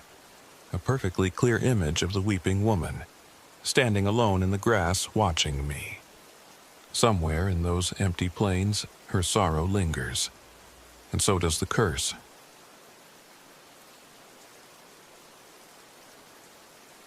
My name is Angela Reynolds, but most people call me Angie. I'm 34 years old and I work as a freelance photojournalist. Last fall, I took an assignment to document the hidden beauty of Chickasaw National Recreation Area, focusing on Arbuckle Lake. I didn't know then how much that trip would change me, or how close I'd come to losing myself in the process. It was late October, the time of year when the air turns crisp and the leaves light up in hues of gold and red. I drove my old RV to a secluded spot near Arbuckle Lake's western shore. I had 3 days to capture sunrise and sunset shots, hike the trails, and immerse myself in the serenity of nature. Honestly, I needed this trip more than I let on. My creativity had been drying up, and deadlines were beginning to loom like storm clouds. It wasn't all weighing on me. My sister, Mia, and I hadn't spoken in over a year. We used to be close, but after a bitter argument about family obligations, we drifted apart. I told myself this trip was about work, but I knew I was really trying to run from that guilt. I pulled into a quiet cove away from the more popular campsites. The air was still, almost too still, and the lake mirrored the sky so perfectly it felt surreal. As I set up my tripod near the water's edge, an older man in a ranger uniform approached. His badge read Dave Carter. "Beautiful spot," he said, his voice friendly but carrying a hint of caution. "But I wouldn't camp here if I were you." "Why not?" I asked, curious. "Locals call it Drowning Cove," he said. "Lots of stories about bad energy here, people hearing voices, seeing things. Most folks avoid it." I laughed nervously. "Well, I'm here for the photos, not the ghost stories." He nodded, but didn't seem convinced. "Just be careful. Don't wander too close to the water at night." With that, he left, and I pushed his warning out of my mind. The light was perfect, and I spent hours photographing the fiery colors of sunset over the lake. By the time I returned to the RV, darkness had settled, and the air carried a chill that seemed sharper than the season warranted. The next morning, I woke early to catch the sunrise. As I set up my drone to get aerial shots of the cove, it refused to power on. It had worked fine the day before. Frustrated, I switched to my DSLR camera, only to find its battery mysteriously drained. I'd charged it overnight. I resorted to using my backup camera, which seemed to work, at least for now. Still, something about the lake felt different that morning. It was eerily quiet. No birds, no rustling leaves, not even the distant hum of insects, just an oppressive, suffocating stillness. After breakfast, I decided to explore the shoreline on foot. That's when I found the locket. It was half buried in the mud. A small, tarnished thing with a heart-shaped charm. Inside was a faded photo of a young girl, maybe 9 or 10 years old, with curly hair and a solemn expression. The photo looked old, its edges frayed and discolored. I glanced around, feeling a sudden prickling on the back of my neck. I slipped the locket into my pocket, thinking I'd turn it into the ranger station later. That night, things escalated. I was reviewing the day's photos when I heard it. A faint splashing sound like someone wading into the lake. I froze, my heart hammering. Slowly, I stood and peered out the RV window. The water was still, no ripples, no movement, just the glassy surface of the lake reflecting the crescent moon. Then came the voice. "Come play with me." It was faint, but unmistakable. A child's voice, carried on the wind. My chest tightened. I grabbed a flashlight and stepped outside, scanning the shoreline. "Hello?" I called, my voice trembling. "Is someone there?" The light revealed nothing but empty water and rocks. I told myself it was just my imagination, went back inside and locked the door. But I barely slept that night, the voice echoing in my mind. The next morning, I found wet footprints inside the RV. They were small, like a child's, and trailed from the door to my bed before disappearing. My stomach churned. I checked the door. It was still locked from the inside. There was no way anyone could have entered. I wanted to leave, but something held me back. Maybe it was curiosity, maybe pride, or maybe it was the ghostly presence that seemed to root me in place. By afternoon, I couldn't ignore the pull of the locket. I walked to the edge of the lake and stared into its depths. The water was impossibly clear, revealing smooth stones and the occasional flicker of fish. But as I stood there, a shadow moved beneath the surface. It looked like a child. I stumbled back, my breath catching in my throat. The shadow swirled and vanished, leaving the water still again. I was losing my mind, or so I thought. That night, I dreamed of her. She was standing in the water, her wet hair clinging to her face, her dark eyes staring at me. "You left me," she said, her voice hollow and accusatory. I woke with a start, drenched in sweat. My shoes were soaked, even though I hadn't left the RV. By the time darkness fell on my third night, I was unraveling. I stood at the shoreline, clutching the locket, determined to face whatever haunted this place. "What do you want from me?" I shouted into the empty night. The water rippled. Slowly, a figure rose from the lake, a pale, translucent girl with hollow eyes and a tattered summer dress. She pointed at the locket in my hand. "You found it," she said, her voice soft but cold. "Come closer." My feet moved on their own, wading into the freezing water. It felt like needles stabbing my skin, but I couldn't stop. She beckoned me deeper, her expression shifting from sorrow to something darker, something hungry. "You left me," she repeated, her voice growing harsher. The water churned around us, and her hands reached out, claw-like and grasping. I screamed and fought to break free, my thoughts consumed by guilt. In that moment, Mia's face flashed in my mind. Her laughter, her tears, all the years we'd spent as sisters before I let my pride ruin everything. "I'm sorry," I whispered. tears streaming down my face. "I'm sorry, Mia." The ghost froze. Her grip loosened and her expression softened. For a moment, she looked like a normal, scared little girl. Then she dissolved into the water, leaving the lake still once more. At dawn, I packed up and left. The locket was gone, and so was the heavy feeling in the air. As I drove away, I glanced in the rearview mirror. At the edge of the cove stood a small figure waving. When I got home, the first thing I did was call Mia. We talked for hours, and for the first time in years, I felt like I had my sister back. I never wrote about what happened at Arbuckle Lake. Some stories are too personal to share, but I'll never forget the ghost of that little girl, or the lessons she taught me about guilt, forgiveness, and the ties that bind us, even beyond the grave.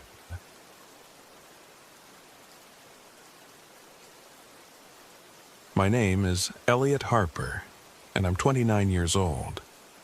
What I'm about to share happened in the summer of last year, deep in the Ouachita Mountains in Oklahoma. I had gone there alone, looking for inspiration for my novel. I needed a break from city life, from the constant buzz of people and deadlines, and I thought the solitude of the wilderness would clear my head. What I found instead was something I still can't fully explain. It was supposed to be a week of peace and quiet, camping along the trails near the Talamena Scenic Drive. I'd packed everything carefully: tent, stove, sleeping bag, GPS, food, the works. My sister Claire had begged me not to go alone, but I waved her off. "It's just camping," I'd said. "I'll be fine." She didn't understand my need to be alone.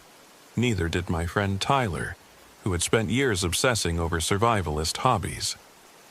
Before I left, he told me, "Watch out for the local legends. Skinwalkers, man, they're no joke." I laughed it off at the time. It felt ridiculous, but Tyler's warning stuck in my head like a splinter I couldn't remove. The first day of my trip went smoothly. I hiked into the forest, following a trail that led me away from the more popular campsites. The further I went, the quieter it became. The only sounds were the rustling leaves and the occasional bird call. It was exactly what I needed. By the time I set up my tent and made dinner, I felt more relaxed than I had in months. But that night things started to feel off. It began with the sounds. At first, I thought they were coyotes, their yipping calls echoing through the trees. But as I lay in my tent, the sounds grew stranger. Some of them almost sounded like voices, faint, high-pitched, and eerily human. I told myself I was imagining things. The forest was full of strange noises at night, right? The next morning, I found my food supply scattered outside the tent. A raccoon, I figured. But as I packed up to move to another site, I noticed something odd. There were no tracks leading to or from the tent, just my own boot prints. The second night, I camped near a small stream, far off the main trail. I spent the evening jotting down notes for my novel, feeling more productive than I had in weeks. As the sun dipped below the horizon, the forest grew darker and quieter than I thought possible. The moonlight barely filtered through the dense canopy of trees. That's when I saw the tracks. At first, they looked like deer prints, scattered along the muddy bank of the stream. But as I followed them, they changed. The hoof marks became elongated, more like a human foot, bare, with long toes. I stopped dead in my tracks, a cold chill running through me. Something about them wasn't right. They were too deep, as if whatever made them weighed far more than it should. I told myself it was just some kind of animal I didn't recognize. But deep down, I knew better. That night, I heard the whispers. They came from outside my tent, faint and fragmented, like someone was speaking just out of earshot. "Elliot," they said. My name. It was my sister's voice, clear as day. "Hello?" I called out, my heart pounding. I grabbed my flashlight and unzipped the tent, shining the beam into the darkness. Nothing. Just the trees, swaying gently in the night breeze. But the whispering continued, circling my campsite. I didn't sleep that night. The third day, I decided to cut my trip short. The forest no longer felt peaceful. It felt like it was watching me. My GPS had stopped working and my backup compass seemed unreliable, its needle spinning erratically. I managed to find a faint trail and followed it, hoping it would lead me back toward the road. That evening, as the sun set, I stumbled upon a clearing. In the center stood a large deer, perfectly still. Its antlers were massive, almost too large for its body. It didn't move as I approached, didn't even flinch when I clapped my hands. Its eyes, though, they were wrong, too human. I backed away slowly, and that's when it screamed. A long, high-pitched wail that sounded like a woman in agony. My stomach churned as the deer bolted into the trees, its cries echoing long after it was gone. By the time I made camp, I was trembling. I built a fire, hoping it would keep whatever was out there at bay. That's when I saw it. A figure standing just beyond the firelight. It was tall and human-shaped, but its proportions were all wrong. Arms too long, head tilted unnaturally to one side. "Who's there?" I shouted, gripping a burning branch like a weapon. The figure didn't respond. It just stood there, watching. Then, slowly, it raised a hand and pointed at me. My blood turned to ice. The fire crackled, and in an instant, the figure was gone. I barely slept. Every rustle of the leaves, every snap of a twig, sent my heart racing. When dawn finally came, I packed up and started walking. Faster this time. I didn't care where the trail led as long as it got me out of the forest. But the forest wasn't done with me. That evening, as I trudged up a rocky incline, the thing appeared again. This time, it stepped out from behind a tree, fully visible in the fading light. It looked like me. Same height, same build, same clothes. But its face was wrong. The features were smudged, like a blurred photo, and its eyes were black pits. It spoke, and the voice was my own.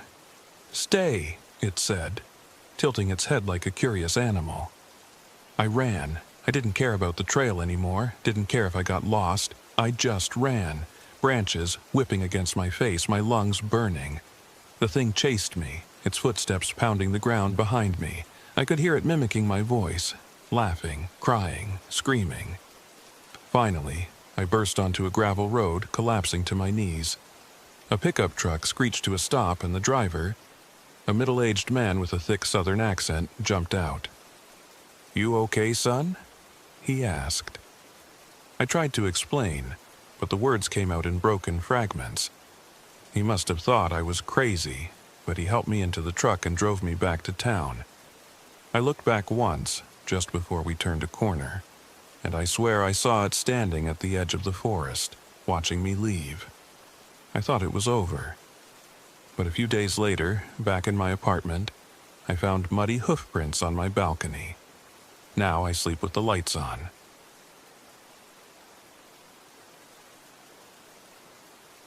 My name is Marcus Reed, and I was 41 years old when this happened.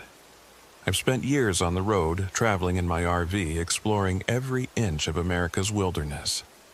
It started as an escape from grief after I lost my wife, Sarah, 5 years ago. Now, it's a way to keep moving, to avoid sinking too deep into memories that hurt more than they heal. This story takes place in the Ouachita National Forest, Oklahoma. It was supposed to be just another stop on my journey, a place to hike, take photos, and write for my nature blog. But what happened in those woods is something I'll never forget, something I don't think I'll ever fully understand. I arrived late one afternoon, parking my RV in a secluded spot off a dirt road. The Ouachita National Forest was as peaceful as I'd imagined, tall pines stretching to the sky. their needles carpeting the ground in a soft rust-colored blanket. The air was crisp, and the only sounds were the distant chirping of birds and the occasional rustle of leaves in the breeze.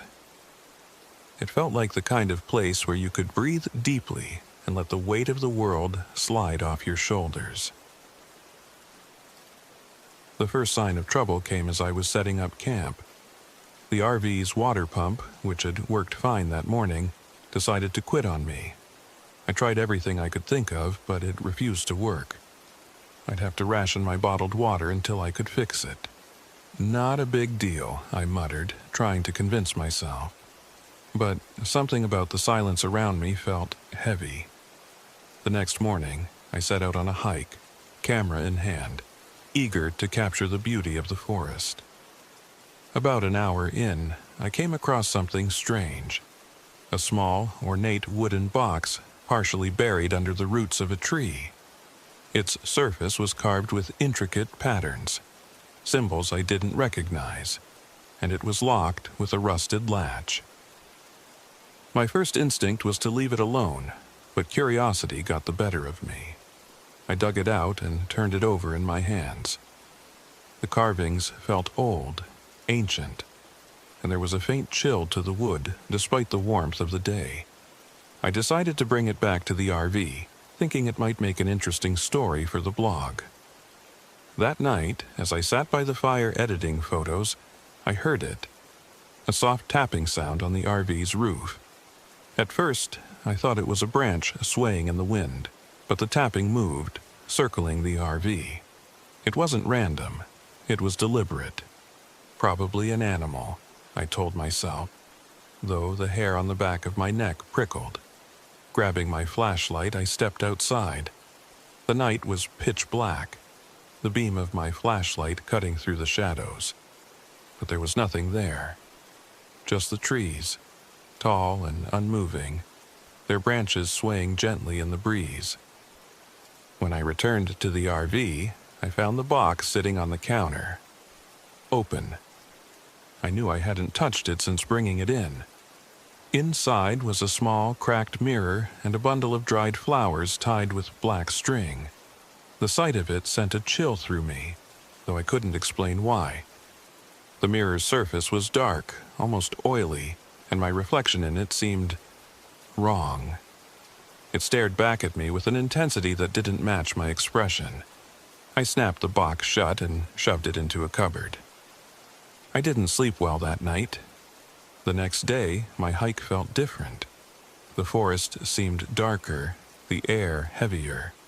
As I walked, I noticed fleeting shadows at the edge of my vision, humanoid shapes that disappeared the moment I turned to look. My footsteps felt too loud, as if the forest were holding its breath, waiting. That night, the whispers began.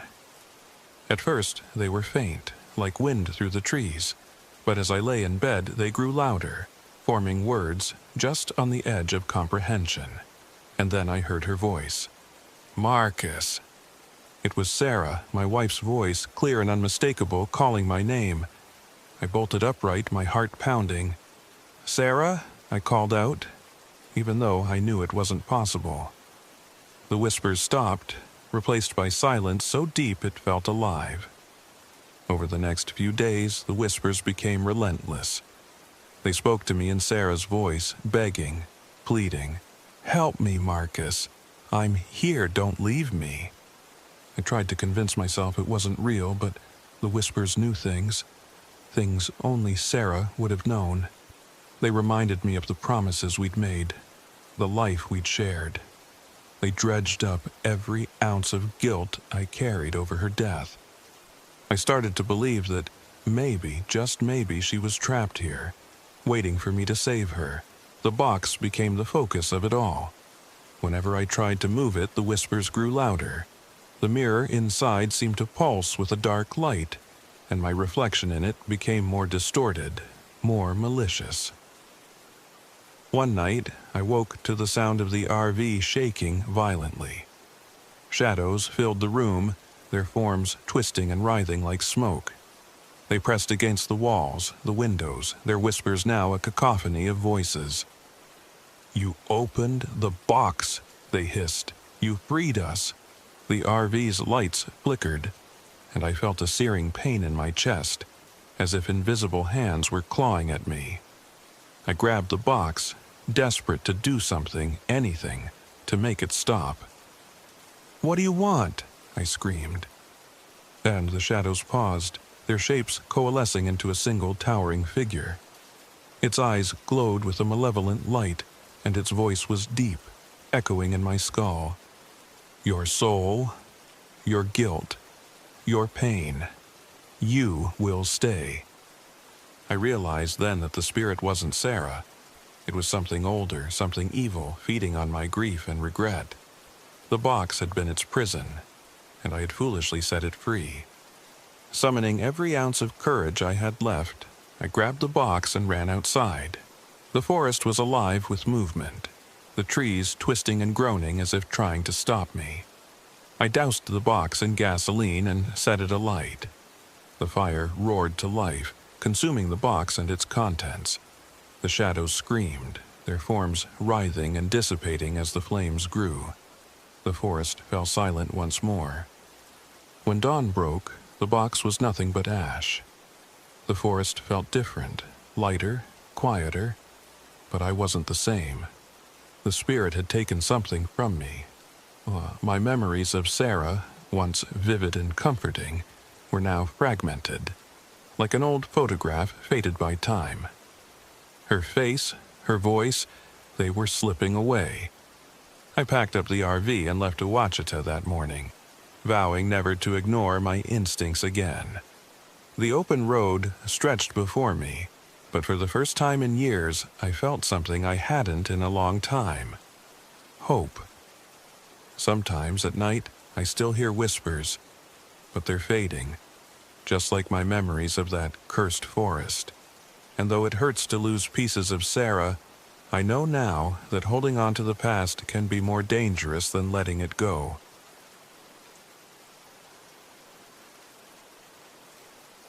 My name is Allison Monroe, and I was 32 years old when it happened.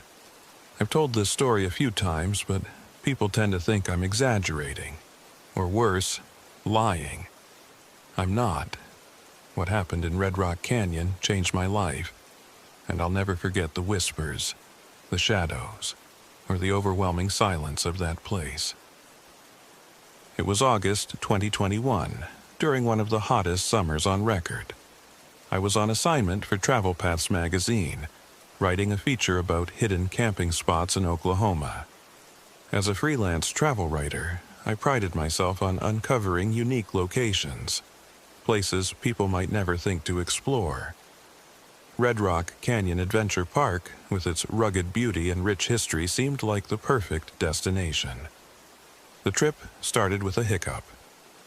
My RV broke down about 5 miles from the main campground, sputtering to a stop just as I crested a hill overlooking the canyon. I cursed under my breath and tried the ignition again. Nothing. The only sound was the distant hum of cicadas. "Great," I muttered, checking my phone. No signal. With no other options, I decided to camp there for the night. The spot wasn't ideal, no facilities, no easy access to water, but I'd come prepared for roughing it. After setting up a small fire and arranging my supplies, I took in the view. The canyon walls glowed red in the fading light, casting long, jagged shadows across the dry ground. It was beautiful, but there was something oppressive about the silence. That night, I heard the whispers for the first time. I was sitting by the fire jotting down notes in my journal when a faint sound caught my ear. At first, I thought it was the wind, soft, distant murmurs that seemed to rise and fall like a breeze. But the longer I listened, the clearer it became. Words. I couldn't make them out, but there was a cadence to them, like chanting. I stood, scanning the darkness beyond the firelight. My flashlight cut through the shadows, revealing nothing but rocky ground and dry brush. "Hello," I called out. My voice sounded too loud, too intrusive against the stillness. The whispers stopped. The next morning, I decided to explore the area. With the RV still dead and no phone signal, I figured I might as well make the most of my time. Hiking into the canyon, I was struck by how desolate it felt.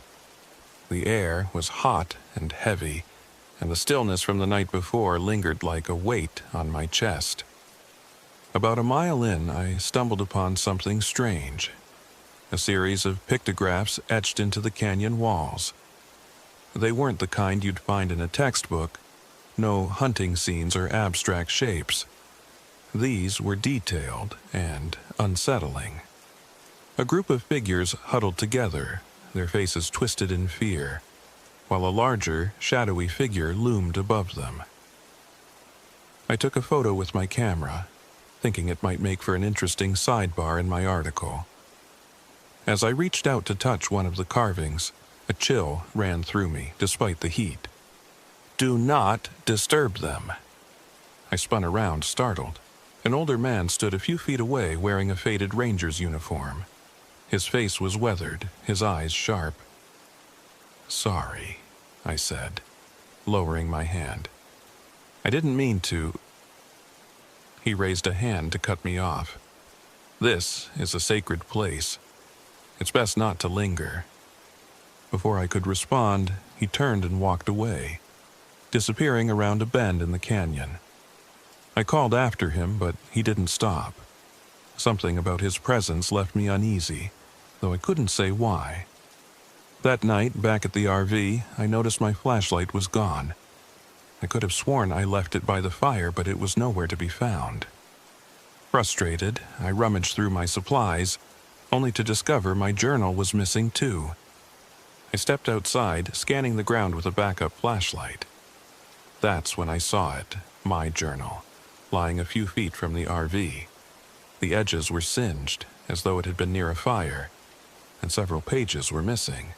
"What the hell?" The whispers returned, louder this time. They seemed to swirl around me, just beyond the reach of the firelight. "Who's there?" I demanded, clutching the flashlight like a weapon. The whispers faded, leaving only silence. The next day, I decided to hike deeper into the canyon. I told myself I was just looking for inspiration for my article, but the truth was, I wanted answers. The whispers, the strange carvings, the missing pages, they didn't feel like coincidences. About 2 miles in, the air grew thick and stifling, as though the canyon itself was pressing down on me. I rounded a bend and froze. The world around me had changed. The dry, rocky canyon floor was gone, replaced by soft grass and vibrant wildflowers. The air smelled of smoke, and the faint sound of drums echoed in the distance. Ahead of me, a group of people, men, women, and children, hurried through the canyon, their faces etched with fear. They were dressed in traditional native attire, their movements frantic. As I watched, a shadowy figure emerged from the cliffs above, its form indistinct but radiating menace. The people scattered, their screams piercing the air. Then, as suddenly as it began, the vision vanished. I was back in the desolate canyon, the grass and flowers replaced by dry dirt. My legs felt weak, and I sank to the ground, trying to steady my breathing. That night, I was visited by her. I was sitting in the RV, staring blankly at the remnants of my journal, when the air grew cold. A soft glow filled the space and a figure appeared, a woman, her features both human and otherworldly. She wore traditional clothing, her eyes filled with sorrow. "You must write the truth," she said, her voice like the wind. I stared at her, unable to speak. "They took everything from us," she continued. "Our lives, our stories, our voices. Do not let them be forgotten." The glow intensified, and for a moment I saw it all. The massacre, the fear, the cries of a people erased from history. When the vision ended, the woman was gone, and I was left with a single thought. I had to tell their story. The spirits weren't done with me. As I packed my things, preparing to leave, the RV shook violently. Shadows flickered across the walls, forming shapes of people, men, women, and children, their faces contorted in anger and pain. "Remember us," they whispered. "Remember us." I shouted, begging them to stop, but the shaking only grew worse. The windows cracked and the shadows closed in. "I will," I screamed. "I promise." The shaking stopped and the shadows receded. The air felt heavy, charged, as though the spirits were waiting to see if I would keep my word.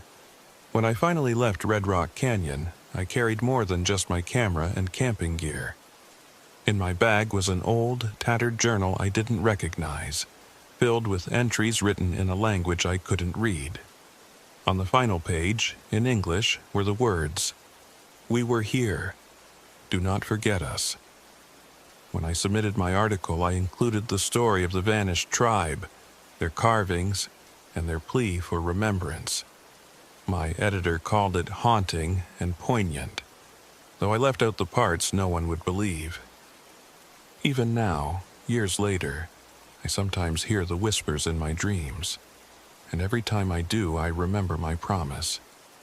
They will not be forgotten, not be forgotten, not be forgotten, not be forgotten, not be forgotten, not be forgotten, not be forgotten, not be forgotten, not be forgotten, not be forgotten, not be forgotten, not be forgotten, not be forgotten.